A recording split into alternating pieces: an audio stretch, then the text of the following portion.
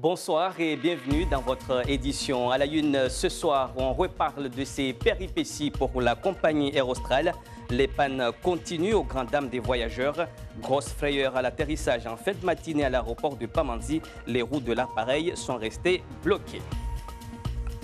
Nous évoquerons également dans ce journal le bilan d'activité de la douane. Un bilan 2018 en progression. Les saisies en tout genre sont en hausse. Plus de précisions dans un instant. Et comme chaque mercredi, nous vous proposons des reportages grand format. Et ce soir, notre dossier nous amènera à Sada pour découvrir ou redécouvrir le moulidi, cette pratique culturelle qui est bien ancrée dans nos villages. Les passagers du vol Air Austral en provenance de la Réunion se souviendront longtemps de leur voyage ou plutôt de leur atterrissage. Arrivés en fin de matinée à l'aéroport de Pamandzi, les roues de l'appareil sont bloquées et l'appareil a dû être tracté. Les précisions d'Abdullah Damalah, Abdou Kafé Mohamed et Dané Abdou.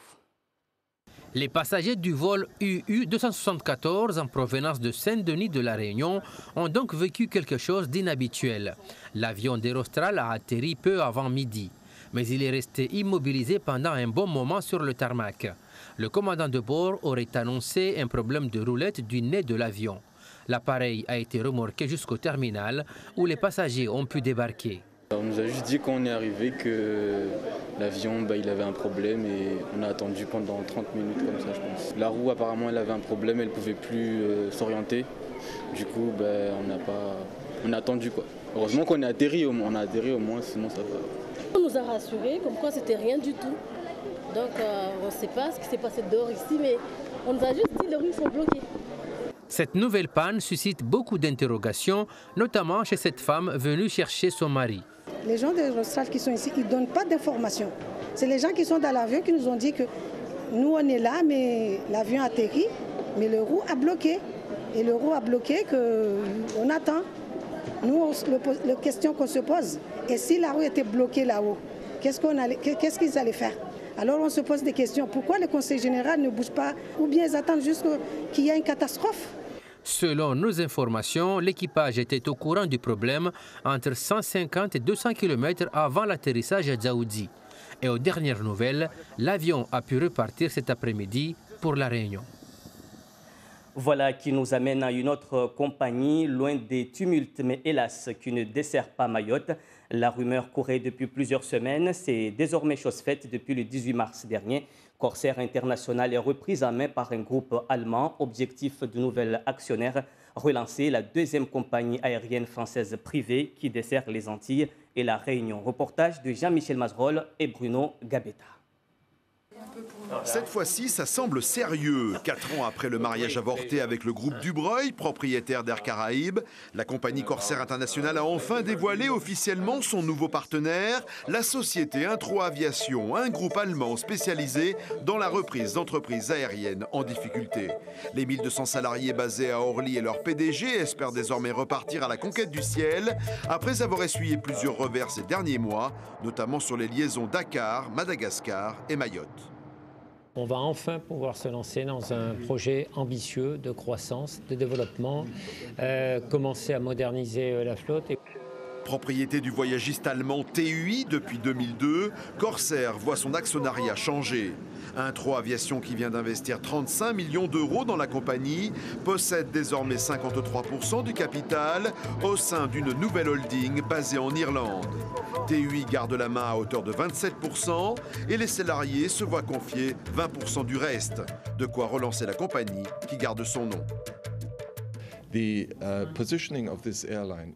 positionnement de cette compagnie aérienne dans le marché français, à l'aéroport d'Orly avec une base solide, est une occasion de croître dans ce marché plutôt unique. Je pense qu'il n'y a pas d'autre occasion d'un tel développement ailleurs dans d'autres compagnies aériennes européennes. Dans le panier de la mariée, l'annonce de 2 nouvelles liaisons aériennes, la reprise des vols vers Miami cet été et la desserte annuelle de Montréal. Et les Outre-mer dans ce mariage? Corsair, qui dessert historiquement la Réunion, la Guadeloupe et la Martinique, annonce renforcer le nombre de ses vols sur ces 3 destinations à l'horizon 2021, grâce à l'achat notamment de 3 nouveaux avions Airbus qui remplaceront les vieux Boeing 747. Conséquence, 10 à 11 vols par semaine à venir sur les destinations ultramarines, contre 7 aujourd'hui. La croissance et le développement que j'annonce aujourd'hui ne vont pas se faire au détriment de l'outre-mer, mais en complément, et donc vont nous permettre de nouvelles ouvertures de destinations, mais en complément de ce que nous faisons déjà sur l'outre-mer, qui restera le pilier de base du réseau de Corsair. Avec ce nouvel actionnaire majoritaire, 38 ans après sa création, Corsair International espère enfin se relancer pour conquérir de nouveaux horizons grâce au doublement programmé de sa flotte d'ici 4 ans. 13 avions contre 7 aujourd'hui, avec sans doute l'ouverture de nouvelles routes de et vers les outre-mer français. Tout autre chose, l'immigration clandestine avec cet énième kwassa-kwassa débarqué sur les côtes mahoraises. 15 personnes sont arrivées aujourd'hui vers 5 h du matin sur la plage de Moutsamoudou dans la commune de Bandélé. 7 hommes et 8 femmes, tous originaires du Congo et du Burundi. D'après les informations recueillies sur place, ces clandestins venus du continent africain sont passés par les Comores à Anjouan où ils auraient séjourné 2 jours avant de prendre la mer pour Mayotte. Je vous propose d'écouter le témoignage d'un des passagers congolais. Il répond aux questions de Costa Bahari. C'est un bon pays, il y a la sécurité, on choisit la Mayotte puisqu'il y a la sécurité ici. Oui, je viens de la RDC, tout le monde sait qu'il y a la RDC, il n'y a pas de tranquillité. C'est ça. On a passé par Comoras et on a passé aussi sur Anjouan et maintenant on est là. Ça nous a pris, comme moi seul, ça m'a pris 1 mois. Ah oui, jusqu'à maintenant, 1 mois. Si on trouve l'exil ici, oui, on peut rester ici. C'est juste un bon pays. Et on peut rester ici. Si on trouve l'exil, si ils ont nous donné ça. Jusqu'à maintenant, c'était à peu près $2000, disons. $2000. Je n'ai pas eu l'occasion de changer en euros. J'avais juste $. Ouais, j'ai payé en $. Alors, on est des Africains, oui, je sais la France, mais même si je n'ai pas encore eu, là, je sais l'Angleterre est là, mais c'est juste un pays. Nous vous en parlions lundi. Pour lutter contre les routes impraticables, notamment dans le sud de l'île.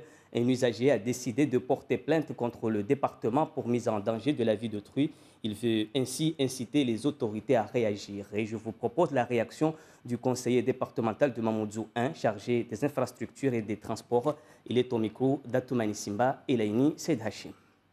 C'est un regret qu'on puisse en arriver là. Parce que, pour rappel, il est vrai que c'est une compétence départementale qui a été confiée à la DL. C'est la DL qui agit pour le compte du département pour tout ce qui est entretien et exploitation du réseau routier départemental. Voilà. Et donc, je pense que de notre côté, nous avons fait le nécessaire à travers une délibération de 2018 qui quand même a fixé un budget de 27 millions pour la réfection de certaines routes. Si les uns et les autres, chacun respectait ses engagements, puisque je le rappelle, avant tout début de travaux, ces entreprises signent une permission, une autorisation de permission qui est délivrée par la DIAD, dans laquelle il est précisé que nous nous engageons à remettre en l'état, après travaux, le réseau routier. Et aujourd'hui, nous constatons que ce travail-là n'est pas fait. Il y a eu déjà une réunion qui a été organisée avec le SIAM par rapport à la route de Passamainti. Et ce jour-là, puisque j'y avais assisté, il leur a été dit que si cela se répétait, le département prendrait les mesures qui s'imposaient. Et aujourd'hui, je peux le dire solennellement, que nous, le département, nous envisageons de porter plainte contre le SIAM pour négligence, justement, par rapport aux travaux qui sont effectués par les concessionnaires qui sont engagés par eux. Les douanes de Mayotte ont présenté ce matin leur bilan 2018, une activité qui progresse dans tous les secteurs, saisie de contrefaçon, lutte contre les stupéfiants, interception de mouvements financiers douteux, voire criminels. Les précisions de René Lataste et Géraldine Duy. Non, ce n'est pas le capharnaüm d'un marché sauvage quelque part à Mayotte. mais une part des marchandises saisies par les douaniers et entreposées dans leurs locaux. Une partie des contrefaçons seront écrasées quelques instants plus tard par un rouleau compresseur. Les autres seront confiés à une entreprise spécialisée dans le broyage. Plus de 16 000 objets saisis et détruits l'an dernier. Le focus aujourd'hui, c'est la lutte contre la contrefaçon et tous les dangers qu'elle représente pour les utilisateurs, pour les consommateurs de produits contrefaisants. La contrefaçon, c'est un trafic mondial, c'est international et Mayotte est bien sûr concernée par cette contrefaçon. Et sur des produits, on l'a vu aujourd'hui, qui peuvent être dangereux. Il y a des médicaments contrefaits qui arrivent ici, tout type de médicaments. Il y a des jouets, je prends quelques exemples aussi, qui arrivent, qui peuvent être dangereux pour les utilisateurs. C'est pas, souvent on voit la contrefaçon comme étant un produit moins cher. C'est surtout moins cher et plus dangereux. En 2018, 3,3 tonnes de tabac de contrebande saisies sous forme de cartouches. En revanche, peu de drogue et uniquement du cannabis, 260 kilos l'an dernier contre 60 kilos en 2017. La lutte contre la fraude financière et fiscale a permis de récupérer en 2018 630 000 €.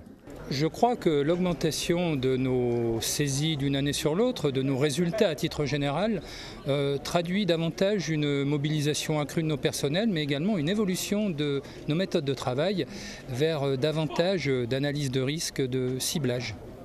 La lutte contre l'immigration clandestine constitue un volet du travail de la douane, mais marginal. Les 93 douaniers de Mayotte sont avant tout une police économique.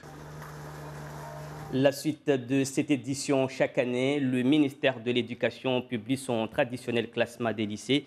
Et pour la première fois, l'Académie de la Réunion publie des résultats sur ces établissements. Et elle se positionne comme la meilleure élève ultramarine sur la performance de ces lycées. Et le détail avec Sufati Toumboudani et Philippe Ouaou. Les lycéens réunionnais n'ont pas à rougir face à leurs camarades de l'Hexagone, si l'on tient compte de 3 critères objectifs. Le taux d'accès au bac, le taux de réussite et le taux de mention dans les 64 établissements du département. L'Académie présente un nombre significatif de lycées qui sont classés au niveau national dans les très performants, 5 en lycée général et technologique, 6 en lycée professionnel. Nous avons des établissements qui, sur les mêmes critères, sont classés en progression sur les 3 dernières années sur leur valeur ajoutée. Et voici les 5 lycées d'enseignement général jugés très performants. Le lycée Jean Inglo au Port, le Verger à Sainte-Marie, le Comte de Lille à Saint-Denis, le lycée Amiral Pierre Bouvet à Saint-Benoît et le lycée Vincent d'O de Saint-Joseph. Quant au lycée professionnel, mention spéciale au lycée de Trois-Bassins classé très performant et régulier. 5 autres sont jugés très performants, notamment le lycée Rochemaigre à Saint-Louis ou celui de Jean Perrin à Saint-André. Des résultats qui tordent le cou à certains préjugés. Il y a des déconstructions à faire, il y a des mythes, il y a des déconstructions. Ce n'est pas parce qu'on a des quartiers difficiles que nous avons des lycées qui ne fonctionnent pas. Et l'exemple, nous l'avons aussi bien à Saint-Louis qu'à Saint-Denis ou à Saint-André. À Saint-André, vous avez le lycée Jean Perrin. À Saint-Louis, nous avons 2 lycées. Et ça, c'est extrêmement important parce que ce n'est pas une zone très facile. Et dans le quartier du Chaudron, vous avez des lycées, comme le lycée Alimiral Lacaze, qui affichent des résultats qui sont remarquables. La Réunion, meilleur élève ultramarin, puisque l'Académie totalise à elle seule presque la moitié des établissements d'outre-mer, classés très performants. Retour à Mayotte, notre grand format de ce soir nous amène à Sada pour découvrir ou redécouvrir le moulidi, une pratique culturelle bien ancrée dans les villages. Elle nous vient tout droit de l'Afrique de l'Est et on pensait le moulidi en voie de disparition. Mais vous allez le voir, il se pratique de plus en plus et la relève est bien assurée. Voyez ce dossier, image signée Antoumani Simba.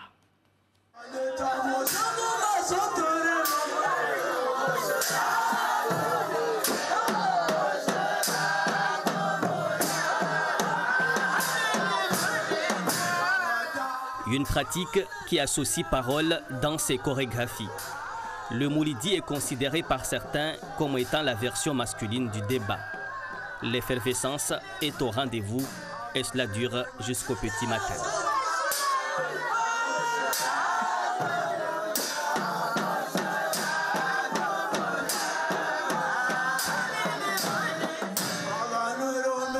Mais les femmes ne sont jamais loin. Ce sont elles qui s'affairent dans les coulisses Le Moulidi, une fête, et comme toute célébration, elle se prépare plusieurs mois à l'avance et le jour J, les fourneaux tournent à plein régime. On a un mois pour se préparer, les achats, tout ça. Et puis après, on a une semaine pour la préparation des gâteaux. Et le jour J, on prépare le riz, la viande, la sauce et tout ce qui est d'à côté, quoi. Et les convives se régalent avant de se préparer pour la cérémonie proprement dite. Une cérémonie qui obéit à un protocole bien particulier. Les prestations se font par groupe, c'est ce qu'on appelle les dahala. Pour commencer, quand on organise une Hadara de Moulidi comme celui-ci, alors nous on envoie une lettre dans un village pour inviter les Fundi et ses enfants, comme on dit, Dahala. Mais quand il arrive, et on l'inscrit, la première arrivée, on l'inscrit et ainsi de suite. Alors quand le Hadar est commencé, bon, et tout le monde, ils suivent le papier inscrit.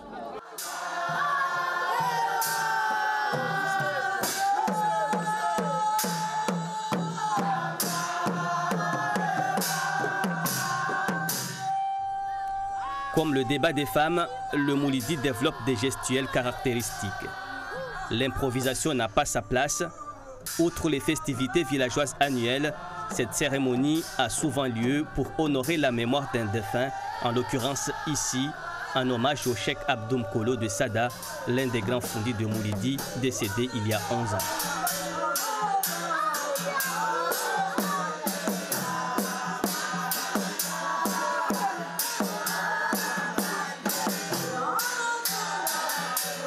Nous aimons le Moulidi parce qu'on est né là-dedans. Notre père, depuis tout petit, il est dans le Moulidi et nous, on est là-dedans et on est accro au Moulidi.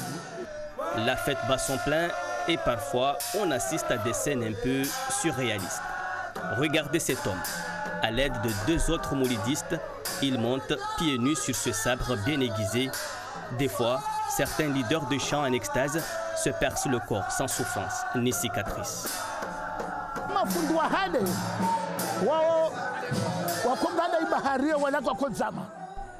Les anciens Fundis, les maîtres qui nous ont appris à traverser la mer sans encombre, sans embarcation presque.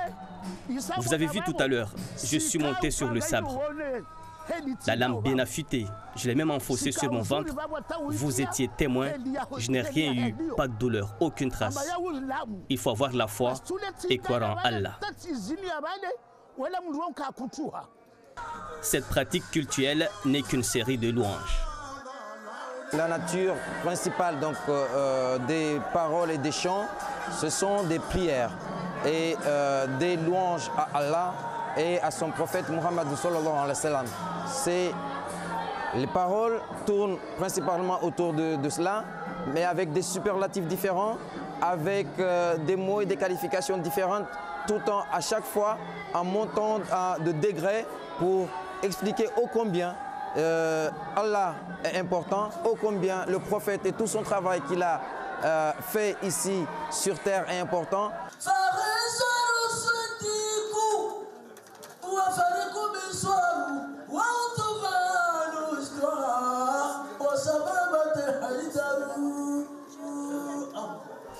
Le Moulidi nous vient de l'Afrique de l'Est sur les côtes tanzaniennes. Il nous provient d'une île voisine qui est Zanzibar et puis qui est amenée ici par des Fundis, des chers qui sont installés à Tingoni. Donc le feu cher Abdallah donc, de Tingoni, le père de cher Zirari donc, à Tingoni, donc, où, ici dans cette ville à Tingoni où beaucoup d'élèves qui venaient de partout de Mayotte sont allés apprendre. Il est beaucoup plus ancré à Mayotte que dans le reste de l'archipel des Comores où on ne le pratique quasiment pas. Force de constater que décennie après décennie, la relève est toujours assurée. Ça fait déjà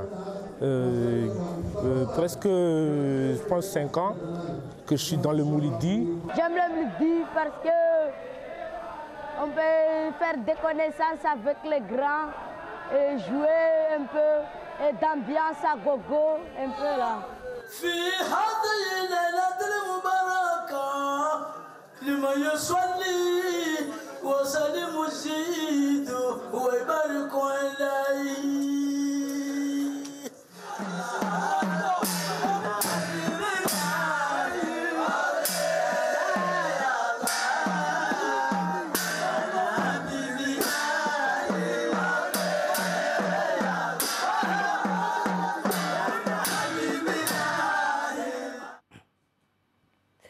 Voilà pour ce grand format. Autre rendez-vous de mercredi, le Kalawadala qui revient sur la révolte des agents du département qui a abouti à la mise en examen du président Ramadani ainsi que de plusieurs cadres suite à des nominations jugées frauduleuses. Que reproche-t-on exactement à l'équipe de Ramadani? Pourquoi des pratiques jugées jusqu'à maintenant tolérées finissent aujourd'hui au tribunal? Élément de réponse tout à l'heure à partir de 20h avec Alda Alidi et ses invités. Fin de cette édition. Merci de votre fidélité. Je vous rappelle la principale information. Les pannes à répétition d'Aerostral, la seule compagnie qui dessert Mayotte, traverse en ce moment des turbulences, des vols annulés, des avions qui n'arrivent pas à décoller ou à atterrir. Pas plus tard que ce matin, l'avion en provenance de la Réunion a été confronté à des problèmes de train d'atterrissage et de roues. Plus de peur que de mal. Tout de suite, Papinon Zaidani pour le journal en maoré. Passez une très belle soirée sur Mayotte la Première et à très bientôt.